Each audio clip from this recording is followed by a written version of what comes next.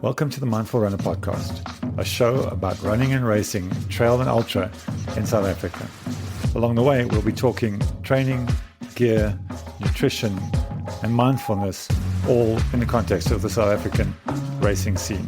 I'm your host, Fred Richardson, founder and head coach at Mindful Runner. Stay tuned as I do my best to give you all the information and none of the waffle. In the next episode of the Mindful Runner podcast, we're talking with Lodelia Kombrink, her coach Anja, and her husband Divan Kombrink. Lidia recently came second at the MUT 100 miler, and this is the story of how the race unfolded for her. I think for context's sake, we speak about Cradock Pass, which plays quite a pivotal role in the story, and Cradock Pass comes at about 16 k's into the race. It's 4.5 kilometers long and almost 800 meters high. Quite a beast of a climb. I hope you enjoy the podcast.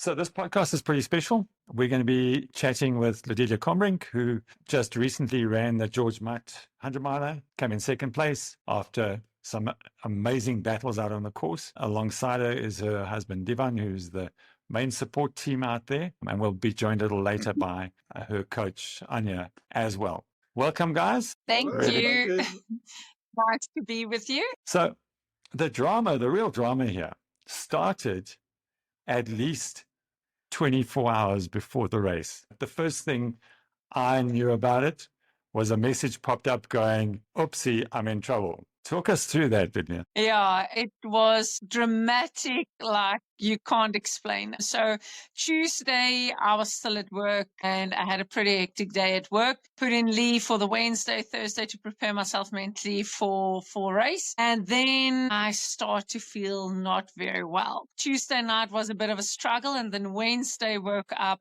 with a very bad tummy bug, which I thought like usually would pass us within 24 hours. But 24 hours came and it went, and we realized it's not happening. This is not a 24-hour bug. So waking up Thursday morning, I said to Divan, now we need to do something. I can't keep anything down. I haven't eaten in 2 days. There is a problem. We need to do something. So we decided we're going to go to the doctor and ended up having intravenous injection, medication, all that stuff. They said, well, I'm fine. This will help. It would kick in within 24 hours. And I remember we were driving back and I said to him, we've got 24 hours. It's 11 o'clock. We start at 12 o'clock tomorrow afternoon. It's going to be pushing the limits. And yeah, I just kept faith. It was a bit of a struggle. You can ask Divan. I was crying most of the time and just going through my mind how hard I trained. I was sitting there, pre-race interviews with a smile on my face, but in the back of my mind, it was all about this might not even happen at all. So yeah, it was quite intense. It was extremely emotional and stressful. And yeah, I think we made the call that we will decide the Friday morning, 8 o'clock, what are we going to do? We were praying that I could keep food down and that the symptoms would get better. So yeah, that is how we went in the Thursday night and praying everything would be fine Friday morning. And I remember a brief discussion between you and I on Thursday afternoon saying you need to face the reality of you might have to not race at all. I mean, how did that feel like, knowing that was a possibility? Yeah, I think we, as athletes, we need to be realistic about that.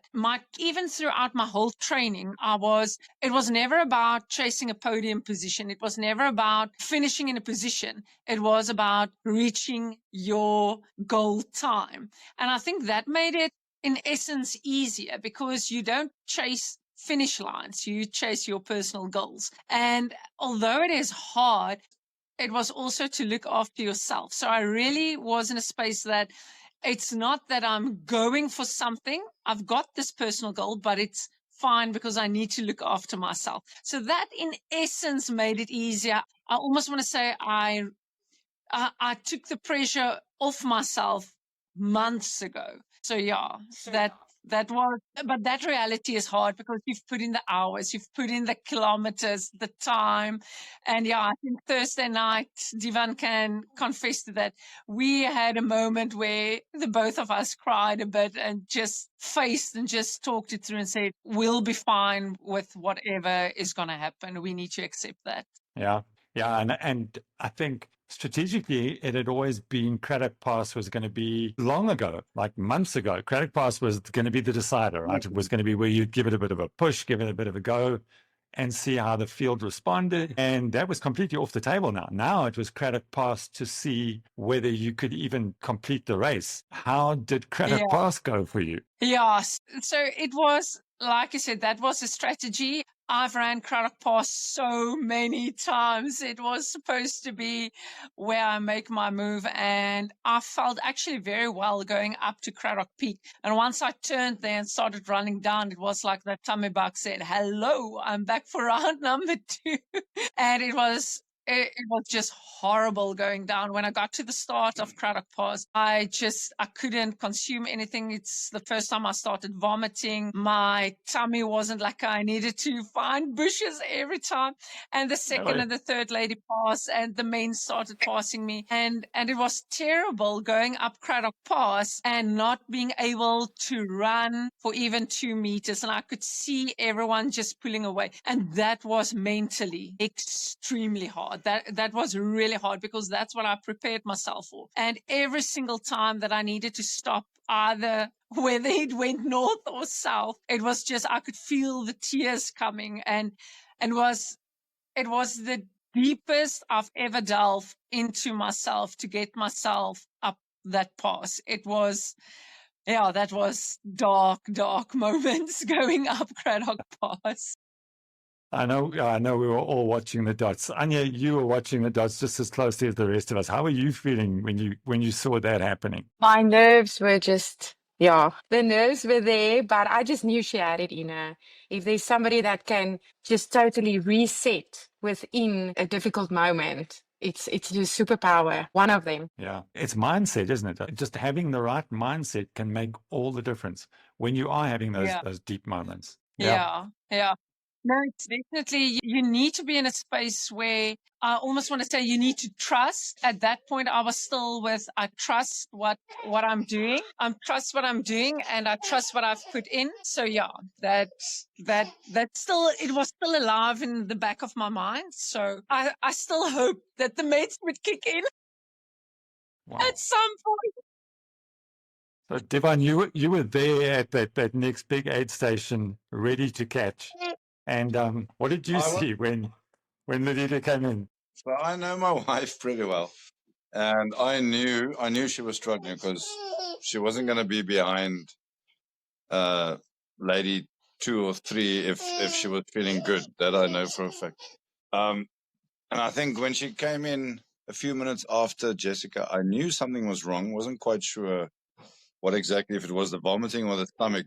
Apparently it was then both. But when she came in and she was still positive and not crying, I knew that she will do well. Because if she was crying there, then I knew that she kind of mentally gave up. But I kind of knew that she had a fight in her.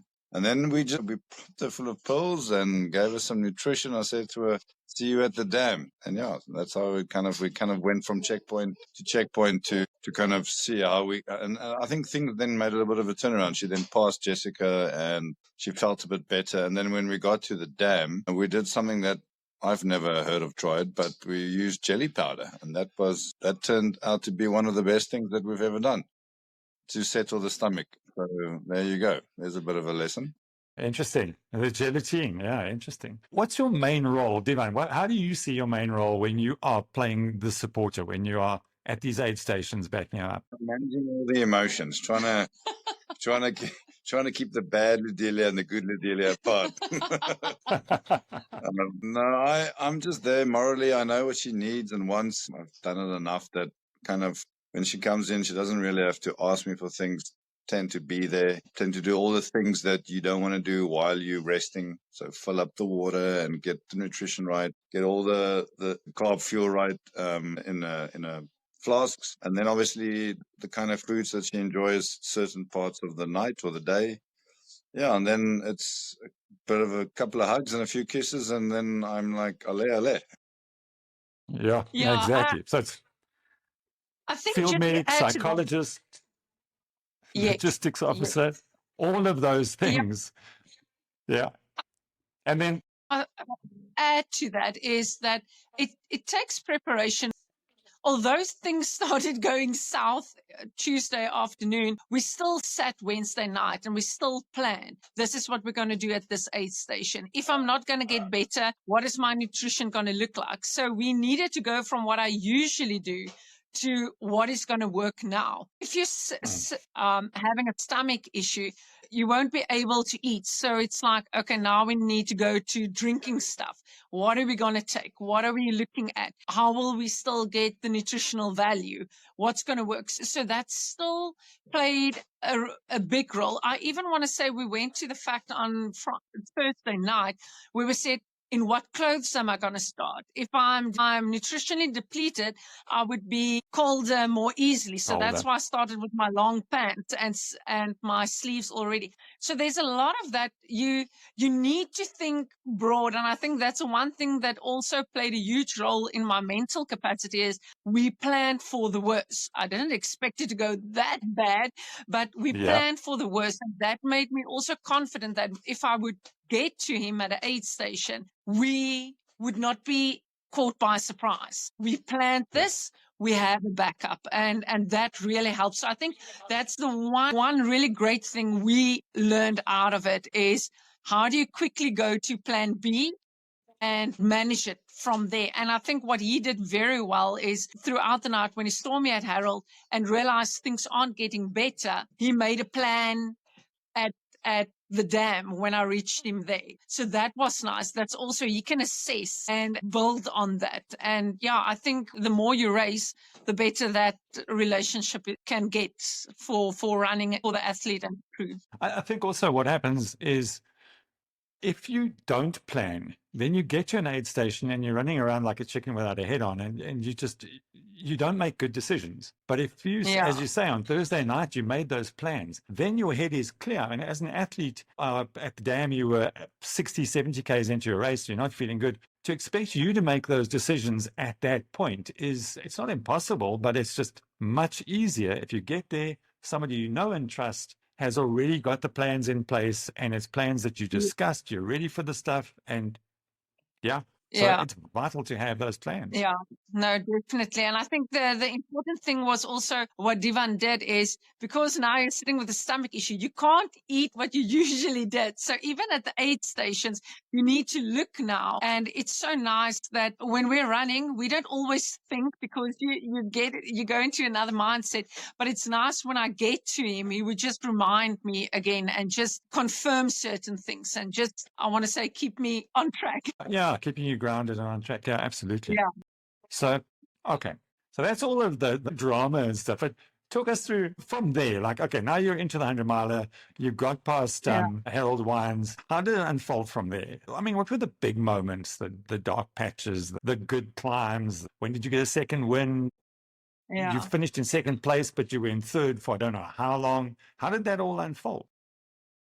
Yeah, I think if I can start, and Divan didn't tell you that, I think my darkest patch, and that is not very few people will know that, was really at Montague Pass. So I really wanted to quit at 23 kilometers, and I even told the aid station I'm done. And I was not in a good space. I was crying. I was literally crying, and all I could say is I trained so hard for this. And the people at that aid station were phenomenal. They sat me down. The medics gave me some medicine, and I had a huge pep talk from the people at the aid station. One of the people there actually sent Divan a message, which he only read on Sunday morning. And he just sat on the couch and he said, yes, if he must have read that Friday, he would have been stressed out completely. So yeah, that was quite something. And then I still managed to get up that mountain because they said to me, you're going to get up this mountain and you are going to give it your all. And we're informing the medics on the other side. They must have meds for you and you can make a decision that side.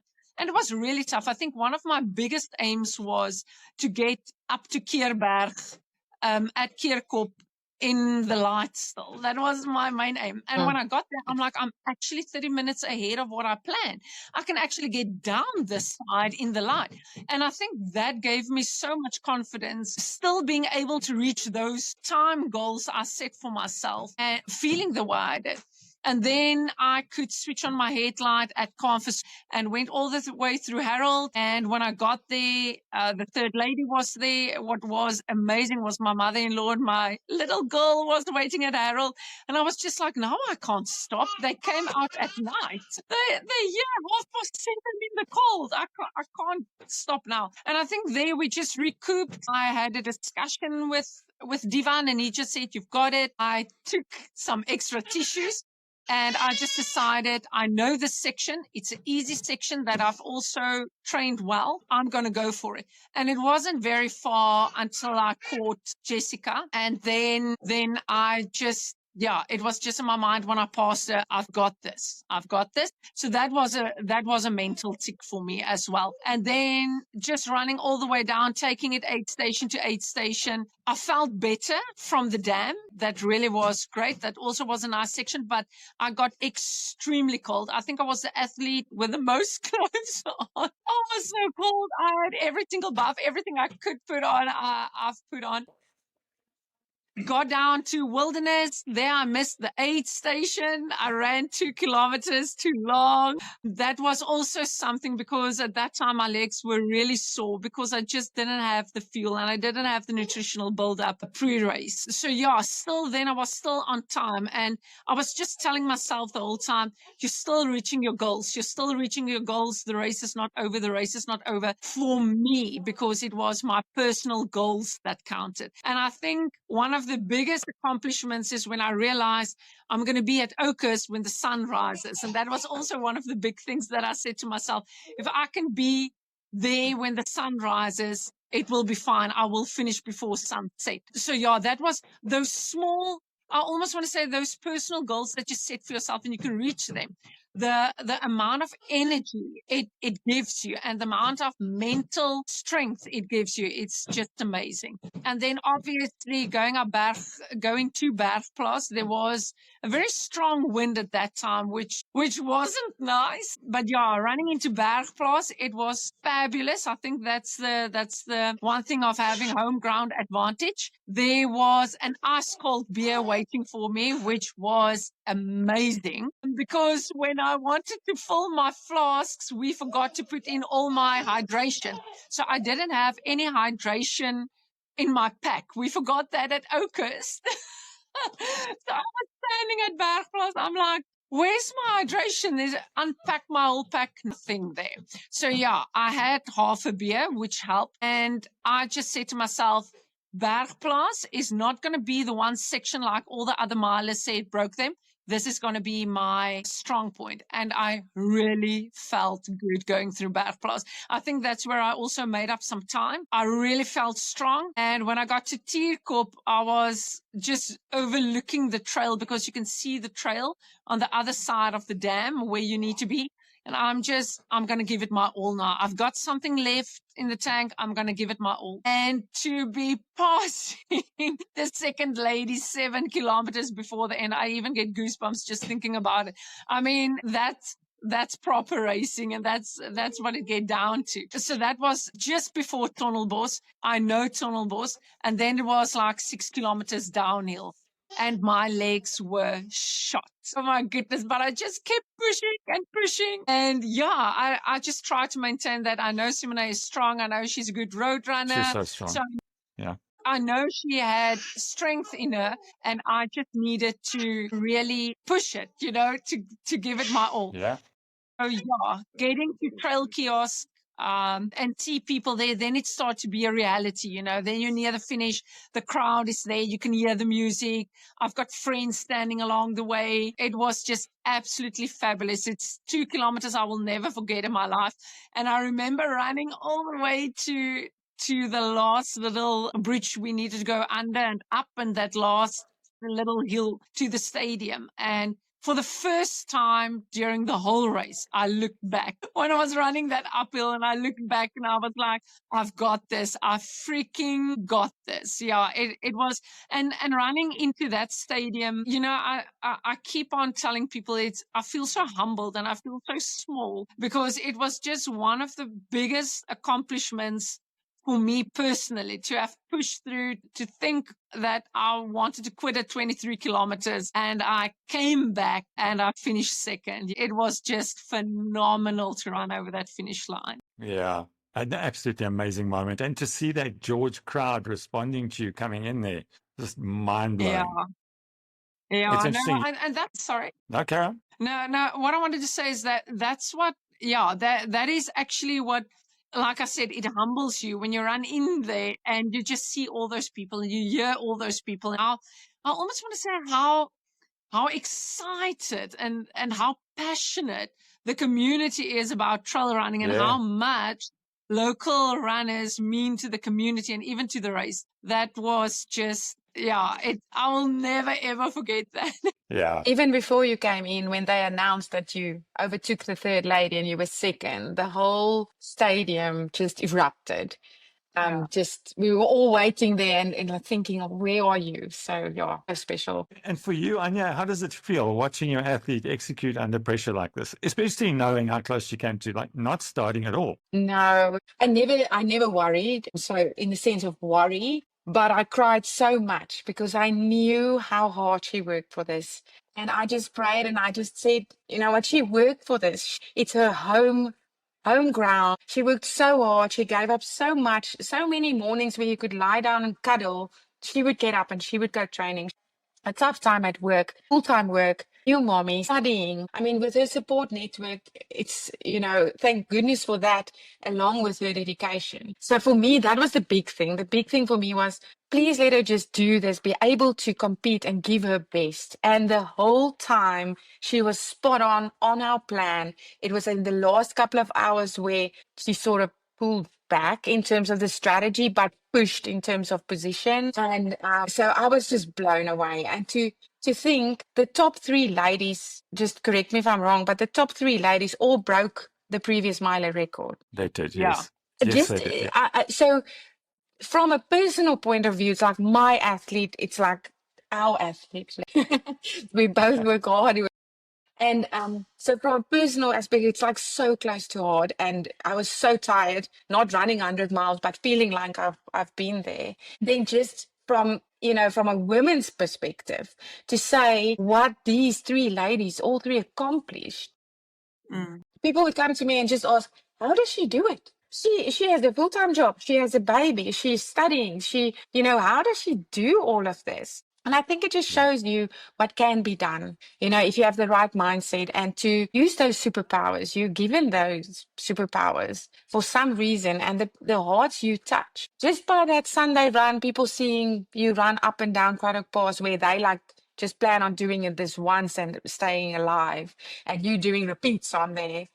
I mean, and the friends you've made, and you inspire everybody. But me personally, as a coach, I'm proud, so proud of everything, not just the race, the whole picture. Yeah. Thank you. As somebody who has watched a lot of miler racing, and we know Simone is so strong. For you to have run her down in that last section is just the most incredible demonstration of determination and just sticking to your process and going for it. Because, I mean, at what point did you know she was close to ahead of you? I mean, when you could overtake her? No, I didn't. I know when we got to Oakhurst, Divan told me that, she's about 37 minutes in front of you. And he's like, you can still do this. And I'm like, 37 minutes? It's a lot to run down for It's a lot. what's coming. I know what's coming. But I just said to him, I'm going to stick to my plan. I'm going to stick to my plan. That's what I'm going to do. Just hold on. Sorry. I said to him, I'm just going to stick to my plan, and I'm not going to make any rookie mistake or going to try to push hard. I'm still within my time frame. And if I feel good, I will push from Bergplaats. So I still decided to take that section easy, to just I almost want to say just consumed everything what has happened from the start during the Yeah. night, and just talk myself through everything. And I never knew how far she was in front of me. No one at the aid stations told me. When I was at Tierkop and I overlooked those trails, I was just like, I wonder what she's wearing. Oh, I didn't and on the dots, she was minutes ahead of you on the dots. I was yelling for those dots. I didn't know where she was, and I didn't know what she was wearing. I didn't even know what to look for. And to be honest, when I turned that one bend and I saw a lady in front of me, only when I passed her and she spoke to me, I'm like, "Oh, Simone, it's you." And I realized that when I passed her, Lodelia, now the racing is on. Yeah. But it gave me so much strength just to know that I could actually run her down, because I saw her going up Cradock Pass and I saw her disappearing over the neck of Cradock Pass. Yeah. And my heart sank on Friday afternoon. It was really a tough time Friday afternoon. So for me to pass 7 kilometers before the end and just realizing, listen, you've accomplished something absolutely Yes. amazing. Yeah. That was pretty special. And testament to the fact that you've got to race all the way to the line. You can't give up anywhere. Yep. You can't settle and just go, okay, fine, I'm just going to take my third place. And you've got to race to the line. And Yeah. you both pointed out, both you and Anja pointed out, that you were pretty much on your 28-hour timetable right up to Bath, in fact. Yes. You were behind time at T. That's the first time you were behind the 28-hour finishing time, which you'd Yes. set in December already, right? That was the target in December. Yes, Yeah. I remember, and that was what was pretty special for me. And I don't think what people understand about this whole journey that we went on is that last year, this time, I was asking you guys, will it be possible to race? And you were like, yes, you would be able to do it. And I remember a few months later, I was like, do you think I would be able to do it in 30 hours? And you're like, yes, you would be able to. And I remember coming down and asking, do you think I would be able to do it in 28 hours? And it's amazing, because that also tells you of the progress that has been made in the training, the confidence that I had in the training, I almost want to say what's the word? Just how the training went, where we're going to, what the times look like. So that is testimony to that as well. And I think the most important thing is you need to trust what you put in. You need to. And you need to believe it, because otherwise it doesn't mean anything. If you just train without believing that you're going to execute your goals, then you're starting on the wrong mindset already. So that was pretty, for having that mindset. My pacing chart was pasted in my diary at work. It was up against the fridge in the kitchen. It was in my closet door. I memorized those times so by heart that I knew where I was at every single aid station checkpoint in that race. And I think that mentally helps one as well. Yeah. Maybe, having the you plan can and also the talk. confidence in your plan. Yes, Maybe you can definitely. talk a bit about your visualization process, because I think that's quite amazing how you visualize your whole race. Like you said, you're putting your pace chart everywhere, but your visualization process of seeing it all. Yeah. So for me, it is when we've decided, okay, 28 hours, that's how it's going to be. I think from the start, I would visualize myself running these trails and getting to the specific checkpoints, and I almost want to say markers, peaks on that specific time. So what I would usually do is, like a week before the time, I would literally start my watch and I would virtually run the race, and I would tick off every single checkpoint. Am I on time? This is where I'm going to be. This is what the weather is going to look like. I see myself. I know what I'm going to eat. I know what I'm going to do. I know where I'm going to get dressed. I know where I'm going to put my headlight on. So I go through this in my head all the time, even in training. But that week before the time, that virtual race is like just not running, but mentally I go through it through the night. I'll be here. This is what I'll be doing. This is what I'll be eating. This is what it's going to look like. It's going to be cold. Prepare for that. So it is literally, I can taste the food. I know how much water to drink. I can taste the electrolytes literally. And I think that forms a big part because that sets you ahead. Yeah, with hours. I almost want to say if you can mentally prepare yourself. And also with that mental prep is like I say to myself, you're going to get to Bergs, the sun is going to come up, you're going to be tired. This is what you're going to do there. And like Divan said earlier, he knows me. So sometimes there might be things like he did where he had warm cloths just to wipe my face down, to wipe my legs down, which helped a lot. Yeah.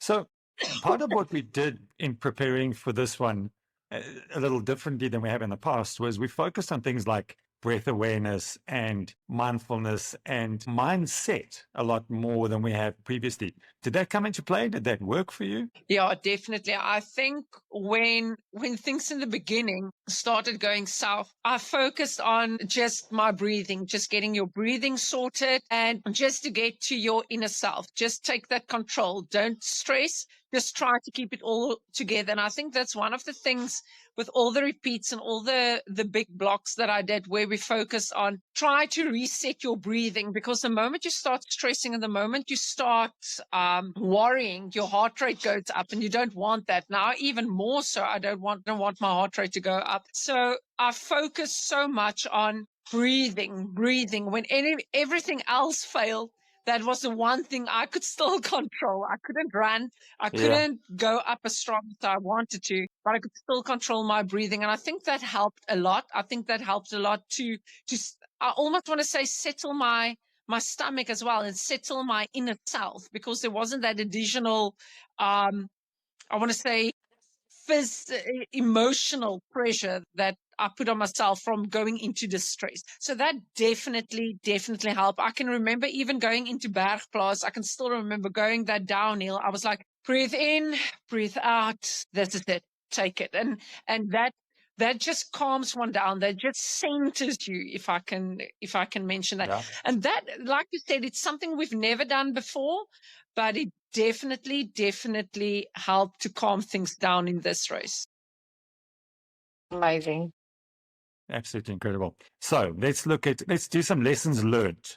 Lydia, I know you've got a whole lot, but let's try and keep it down to give us some of the important lessons that you learned, and then we'll bounce it through to Divan as well. And Anja, you guys can give it some thought. What were your lessons from this one? I think my lessons from this one is to start with is how important prior planning is. That is really something that stood out to me. You can't go into these things if you didn't think of everything. And that really stood out.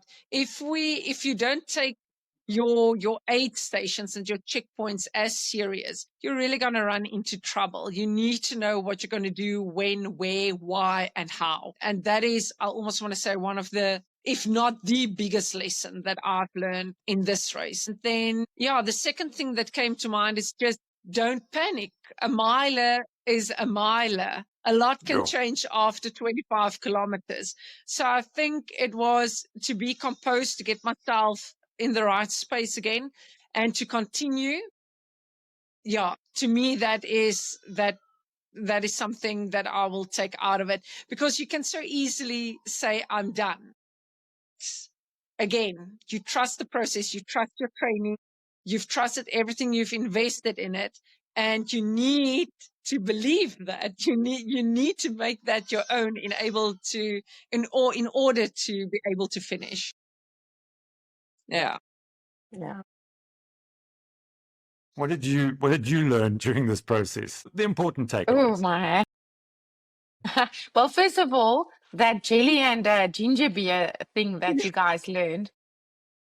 The doctor at one aid station said to settle the tummy. Definitely going to remember that one. Yeah. And then I think overall, just for me in the whole big process, I loved how you and I could work together in coaching Lodelia, where we both played a role and we could both play it off each other. And I feel it's amazing to be able to work as a team and then see this happen. And then also just the power of being there. So we had lots of athletes running this weekend. And I mean, for the one, I was already in my pajamas in bed and it was so cold.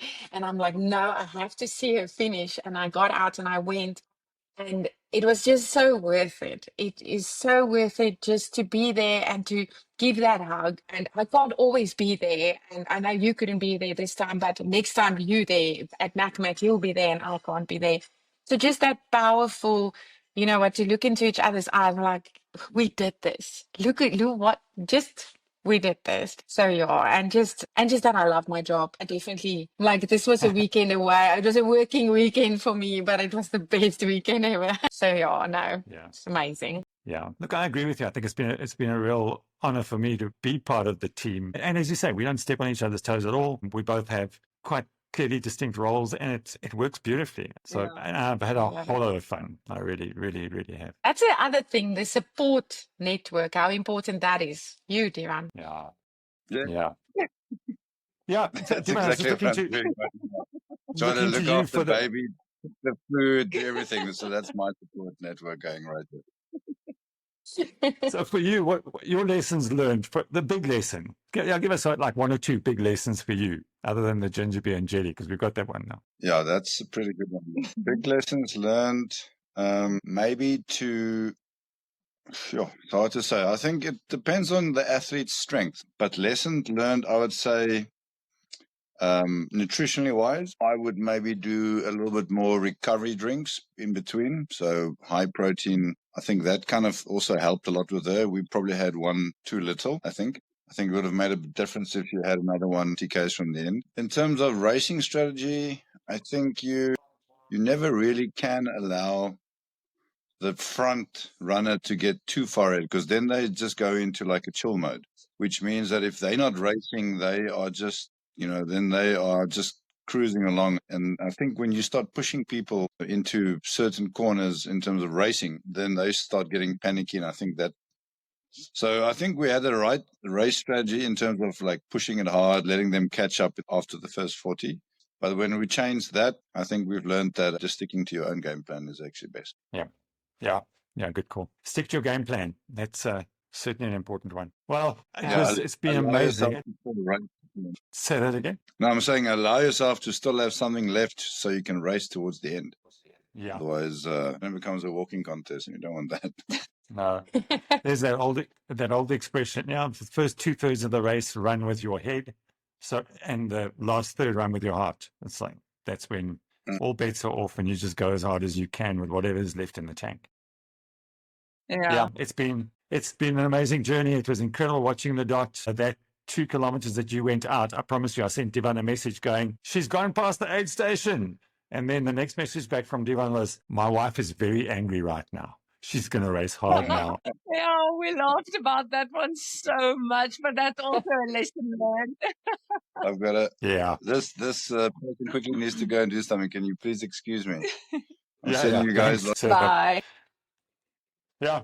Lidia, thanks so much. That was like a masterclass in composure and grit and trusting yourself and trusting your process. That's incredible. Anja, the grounded coaching, keeping her on point, providing the backup when she needed it, and Divan, the other part of the team, keeping the wheels turning when it was necessary.